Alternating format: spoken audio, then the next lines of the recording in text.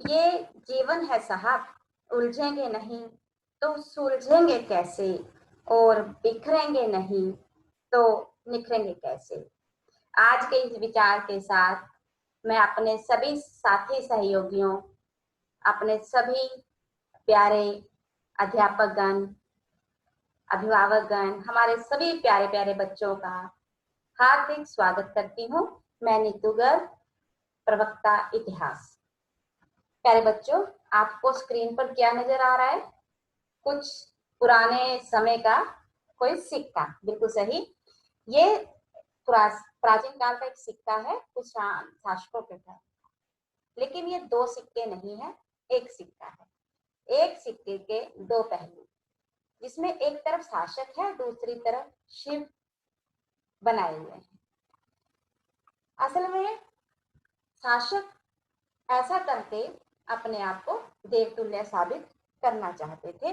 वो ये बताना चाहते थे कि वो देवताओं के ही समान है और उनकी पूजा भी प्रजा के द्वारा उसी प्रकार से की जानी चाहिए जैसे कि वे लोग देवताओं की करते हैं। अब बढ़ते हैं हम अपने पाठ की। कक्षा 12वीं के पाठ नंबर 2 राजा, किसान और नगर के भाग 2 में हम प्रवेश करते हैं।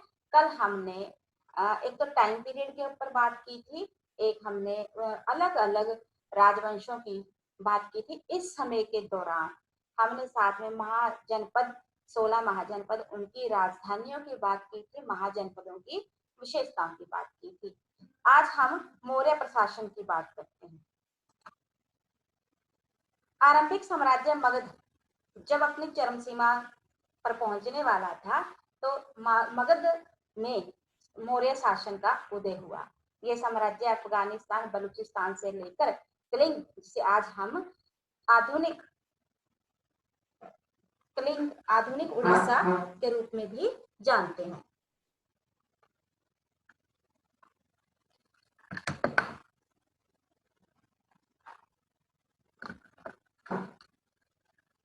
कलिंग का युद्ध तो आपने बहुत सुना ही होगा। अशोक ने उस युद्ध के बाद अपना युद्ध करना, बलि देना, मांस खाना सब त्याग दिया था और बौद्ध धर्म को अपना लिया था।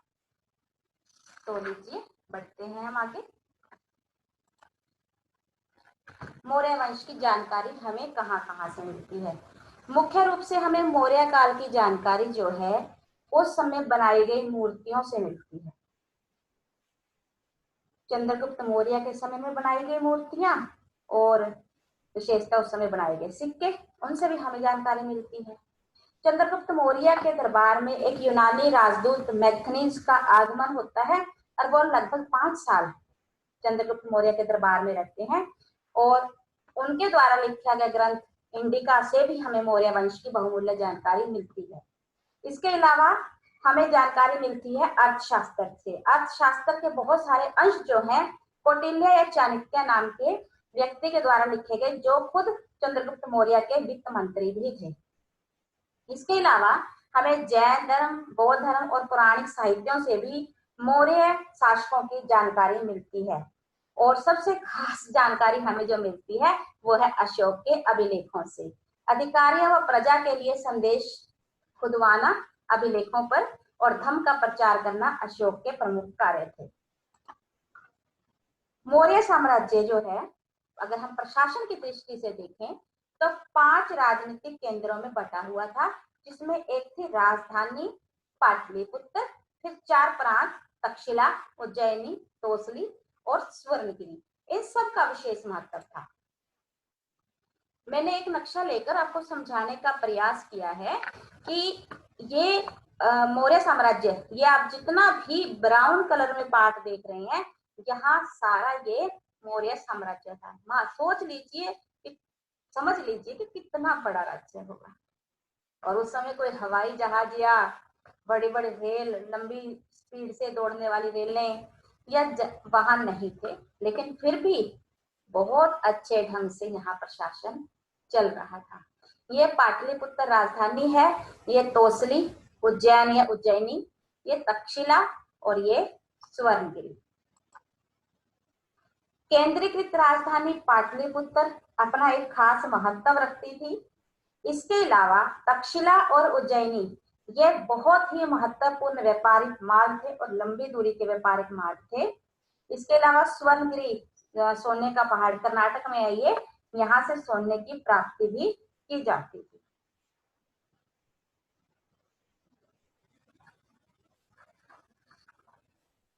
साम्राज्य के संचालन के लिए भूमि और नदियों का आवागमन, जैसे मैंने पढ़ा था कि गंगा और उसके उपनदियों के आसपास का क्षेत्र था।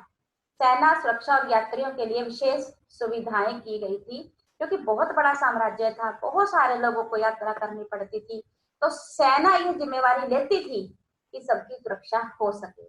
अशोक के द्वारा साम्राज्य को अखंड बनाने के लिए धर्म का प्रचार किया गया, ताकि लोगों को आपस में जुड़ने के लिए एक साधन मिल सके, और इसके लिए अशोक ने धर्म महामतों की नियुक्ति भी की। मेगास्थनीज यूनानी शासक वो बताता है कि मौर्य साम्राज्य में सैनिक गतिविधियों के संचालन के लिए एक समिति और 6 उप समितियों का वर्णन मिलता है।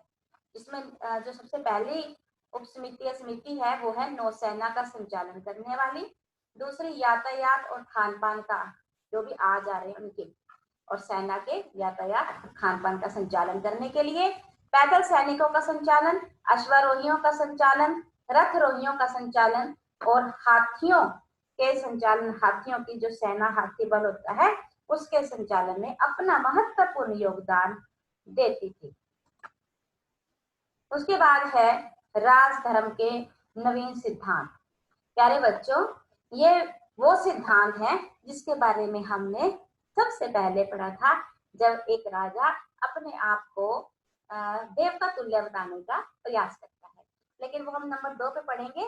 पहले हम ये भी पढ़ेंगे कि जिन जिन क्षेत्रों में, हमने नक्शे में देखा था कि जिन जिन क्षेत्रों में मौर्य साम्राज्य नहीं था, वहां पर भी छोटे छोटे राज थे, वे राज भी अपना विशेष महत्व रखते थे। तो वहां पर दक्षिण के राजा और सरदार, सरदार एक शक्तिशाली व्यक्ति होता है, उसका पद वंशानुगत हो भी सकता है और नहीं भी। उसके समर्थक उसके खानदान के लोग ही होते हैं, जो उसे प्रत्येक कार्य में अपना सहयोग देते हैं, और उसके अधीन जो लोग होते हैं उनसे भेंट ली जाती है, वही उनका आर्थिक स्रोत होता है। हम यहाँ पर तमिलकम भाग, ये उपभाग जो उपमहाद्वीप है, यानी कि भारत, जिसमें हम अफगानिस्तान, पाकिस्तान, बांग्लादेश सब जोड़ देते हैं, उसके दक्कन और तमिलकम। तमिलकम में हम कुछ हिस्से लेंगे, लेकिन 3 राज्यों के, तमिलनाडु, आंध्र प्रदेश और केरल में चोल, चेर और पांड्या सरदारियों का उदय हुआ। ये बहुत ही स्थायी और समृद्ध सरदारियां थी, और ये लंबी दूरी के व्यापार से अपना राजस्व जुटाते थे। बाद में इनमें शक और सातवाहन शामिल हुए। हालांकि उनके यहाँ के होने का प्रमाण तो नहीं मिलता, लेकिन उन्होंने इसे अपनी पितृ मातृभूमि की तरह ही अपने देशभक्ति का प्रमाण दिए।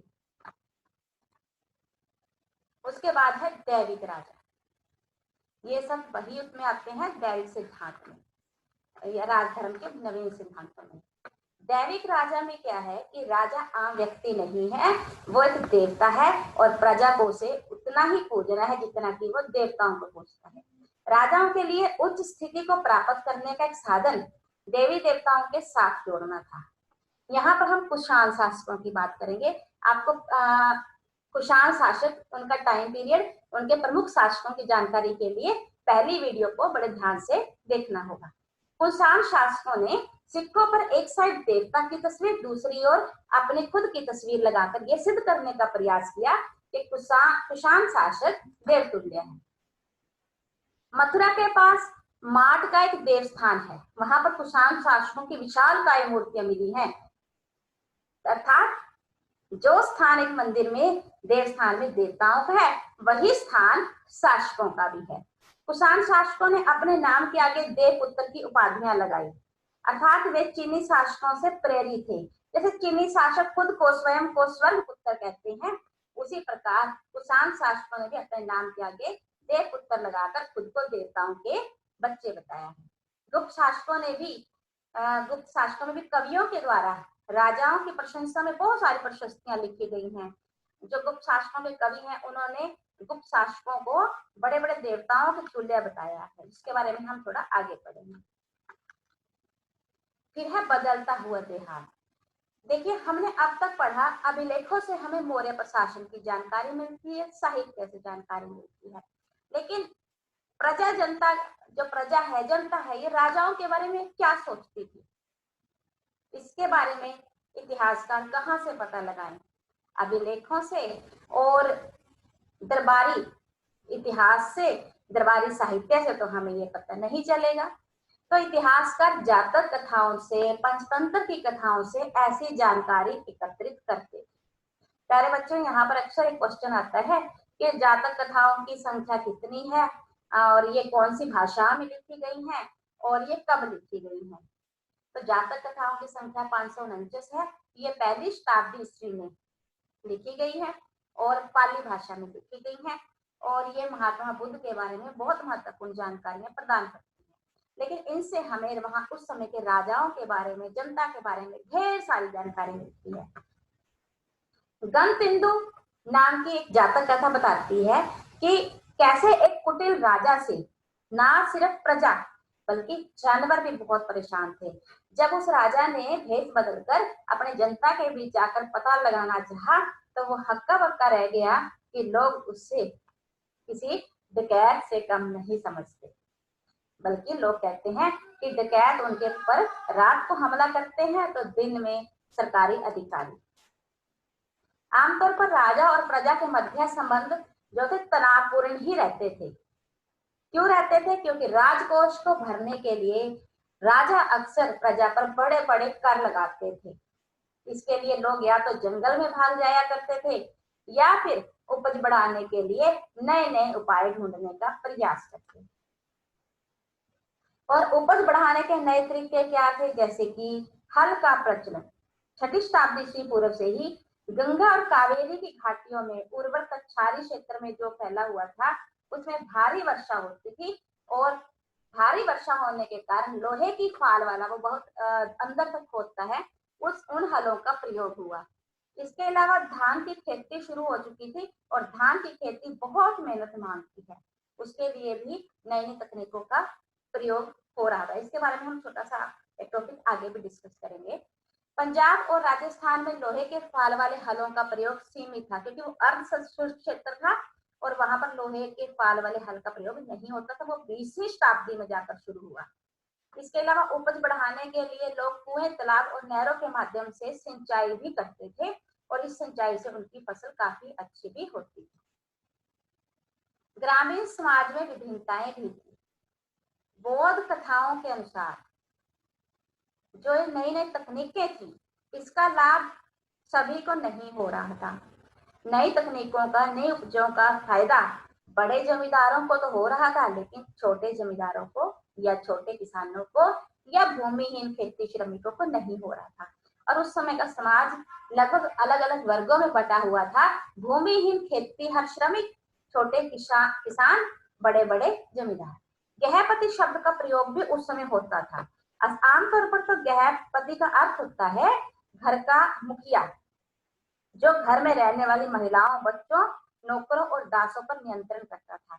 घर से जुड़े भूमि, जानवर और अन्य सभी वस्तुओं का वह मालिक होता था। कभी कभी इस शब्द का प्रयोग नगरों में रहने वाले सम्भ्रांत व्यक्ति और व्यापारियों के लिए भी होता था।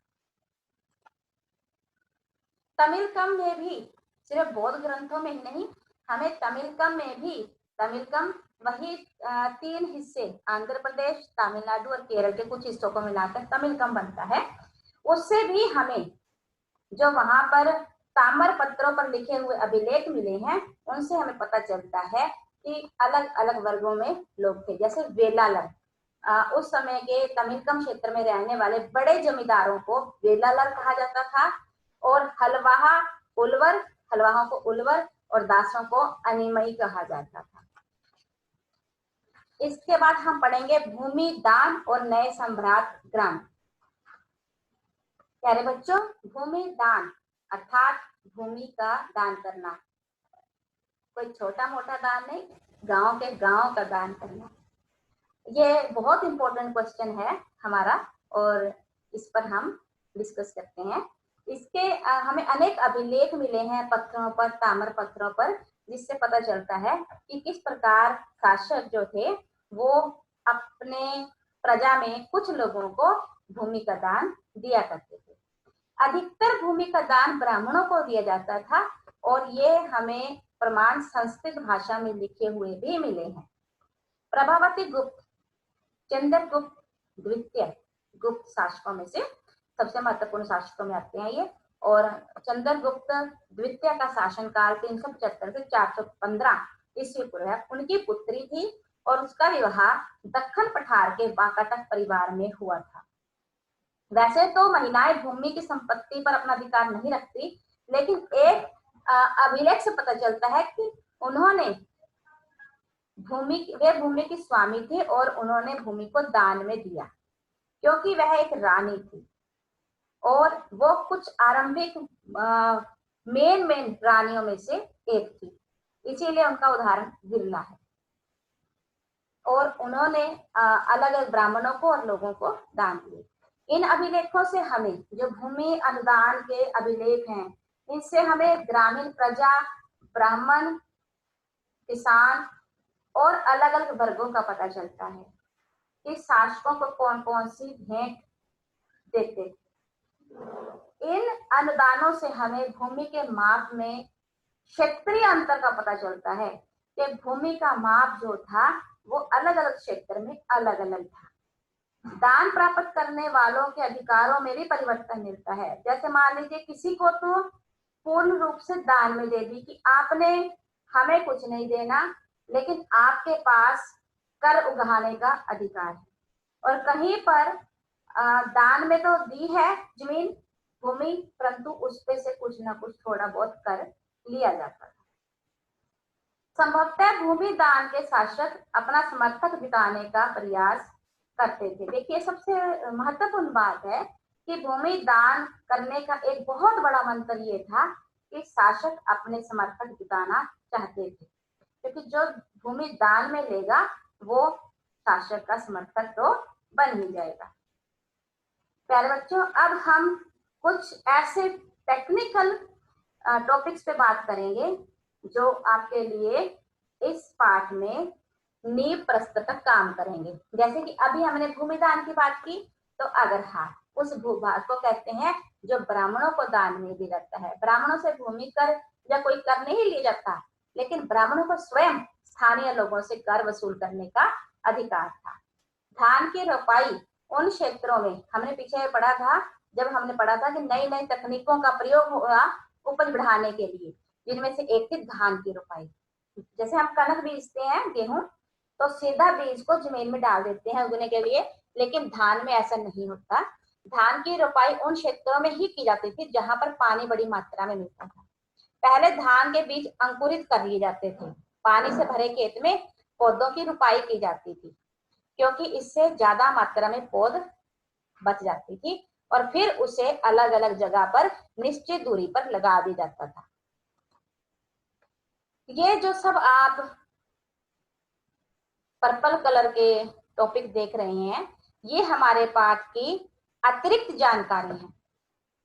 छोटी छोटी कहानियां हैं, छोटी छोटी सूचनाओं का एकत्र किया गया है, लेकिन इतने इंपॉर्टेंट है कि यहाँ से क्वेश्चन उठते हैं।